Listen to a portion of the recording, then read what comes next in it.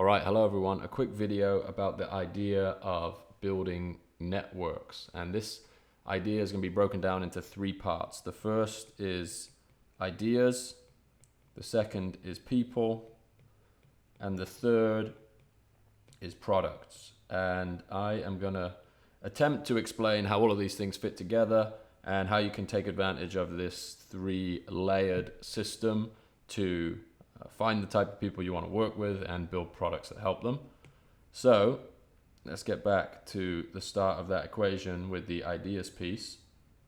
And what that really means in this day and age is publishing online. So this very asset that you're watching right now is an example of a node in a network of ideas. So you have YouTube videos, you have the ability to publish articles, you have the ability to tweet, you have the ability to publish a blog, you have the ability to create image assets, video assets, cross-platform. So you have all of these different mediums depending on what suits you, what you prefer to work in. You have an opportunity to put your point of view out there in whatever format suits you. Another one would be audio, podcasts, etc., etc. So you are building this network of ideas that are externalizing all the experiences you've had. So that might be your expertise as a practitioner. In the case of Visualize Value, this is really where we began to publish visuals that added context to these concepts that I personally found super useful. So started an Instagram, started a Twitter account, etc., and just started publishing these ideas. And that network of ideas that existed across all of these platforms began to act as a magnet for a certain type of person. So people who are interested in either the types of ideas that are being articulated there, they're interested in the concept of self-organization or building a business or marketing or whatever was being consistently covered in the content we're putting out. I played around with podcasts, did some videos, did live Zoom calls, wrote some articles, blogs, etc., etc. And the byproduct of that idea network is really a network of people. So people start to pay attention to what you're putting out. They're interested in your point of view. They subscribe to your thought process, etc. And that really creates an opportunity for you to interact with these people, right? To ask them, what is it about this that is interesting to you? Why are you still subscribed to this thing? Why do you come back here every day? What point of view am I offering you that you're particularly interested in? So the opportunity that the idea network creates is this network of people. So then you start to identify the commonalities in this network and have conversations with these people. So as I mentioned before, what is it that attracted you to this? What keeps you coming back? Is there anything that's missing? Is there a part of my journey that you're particularly interested in? How can I help you learn some of the things that I've learned throughout this process?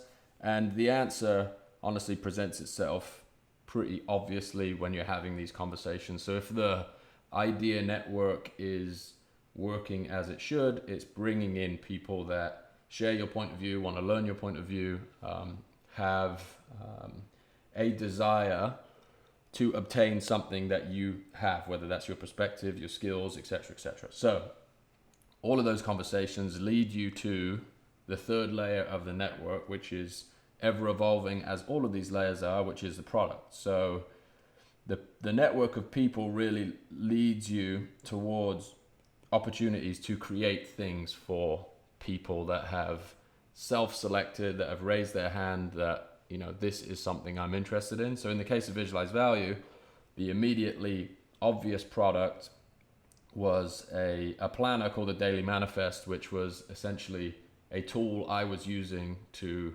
organize my time to be able to produce a bunch of content every day alongside having my full-time job and running a separate business.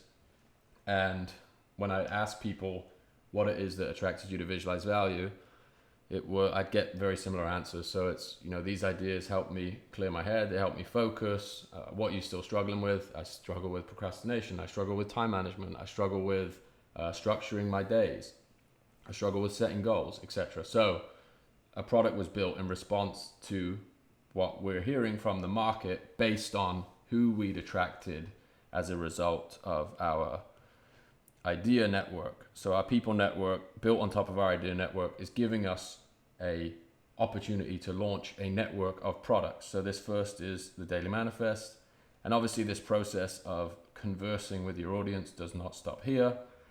You continue to get a ton of feedback. You continue to reach out to people and understand what it is what it is they like about it. Is this solving the problem that they brought up in the first place? Are they having the same experience with this as you are? And if all goes well, they are. If you get bad feedback or negative feedback, then obviously you have work to do, and all you really end up doing is just iterating on the product. But if these ideas that exist beneath the network of people are consistent, then you're going to have a really great starting point. So Daily Manifest was our first product. We obviously continued to work on the idea network that underlied that. So continue to publish content, continue to put out videos, continue to visualize value in public. And that led us to our second product, which was how to visualize value, which gave us an opportunity to teach people the skill that we consistently demonstrated in our idea network, in inverted commas. So how to visualize value. This is, pre-order this, and in a month's time it's going to be ready, and we'd love your feedback on it when it comes out. Same process applies. So this is a never-ending cycle of getting a ton of feedback from the people who set you down this path in the first place, the people that validated your ideas, the people that trusted you enough to transfer some of their dollars in your direction. And it just continues to evolve. So from how to visualize value, the opportunity that presented itself there was, okay, so I had this skill that I didn't realize a lot of people wanted to learn. I vastly undervalued it based on how much demand was created post product launch. So what is the process of extracting a skill and turning it into a product you can sell? That's where Build Once, Sell Twice comes in. So this network of products is really layered on top of these ideas and insights that we're getting from the market constantly. So Build Once, Sell Twice. Our most recent product is essentially a guide to figuring out how to divorce your time and income, how to package your skills into a product that can collect revenue while you're, asleep, driving your car, walking your dog, whatever you're doing. So how do you transition your skill set into a product that works without you? That's our most recent product. And we're not stopping there. Obviously that evolves based on the feedback we get from the people who sign up. So did this provide the transformation you expected? What was missing? Can we add anything else? This product continues to evolve, V2, V3, V4, etc. And then beyond that, this idea layer continues to search out, signal, and inform us where other opportunities are popping up. So what kind of people are getting attracted to the content on the front end? What kind of problems do they have? What products can we build that would solve those problems? So it's a never-ending process. It's this loop of feedback that continually informs you how to improve, helps you build relationships with people. But the three components really are that idea layer, which is a huge way to de-risk your investment in any product. So you put the idea out there, people gravitate towards the idea, you get to know the people, you understand what they need. That gives you an opportunity to create products.